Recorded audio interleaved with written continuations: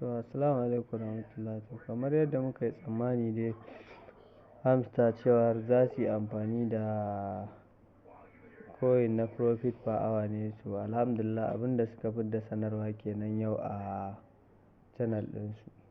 Wannan abin da muke gani profit per hour shi za su yi amfani da shi sakamakon wannan mai yawan da muke tarawa. Ba da shi za su yi amfani ba gaskiya. Saboda ɗazun nan suka saka a handle ɗinsu na Telegram suka ce saboda yawan tambayoyin da ake yi daga mutane, sun zaɓi su sanar da mutane cewar wannan profit per hour ɗin da shi ne za su yi amfani wajen raba airdrop ɗin nan da muka yi mining na hamster. So kun ga wanda ba sa yin amfani da wannan coin ɗasu mai yawa domin su tara wancan profit per hour ɗin. So ina ga yanzu lokaci da yayi da ya kamata a ce sun fara. Kuma ba wani wahala bane ba, dama an faɗa inda ake tara wancan profit per hour ɗin shine mutum zai zo shi ya taɓa gurin da aka sa mining ɗin nan. Inda aka sa mining ɗin nan.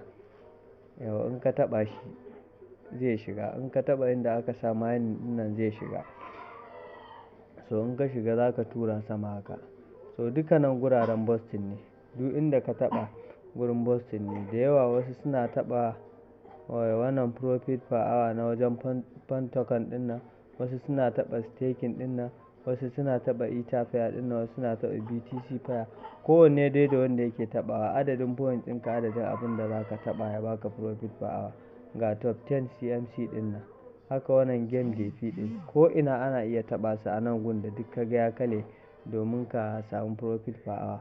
Saboda wannan adadin point ɗin da muka tara gaskiya sun ce ba da shi za su iya airdrop ɗin mutane ba. Da wannan profit per hour ɗin ne. To kun ga ya kamata a ce muna tattaɓa su ko da a rana sau biyu sau uku ne domin wancan adadin ya taru tunda da shi za su yi amfani. Tunda ba su fidda sanarwar cewar ko misali za su zo su yi wa mutane converting ɗin shi wannan adadin da muke tarawa mai yawa na miliyoyin.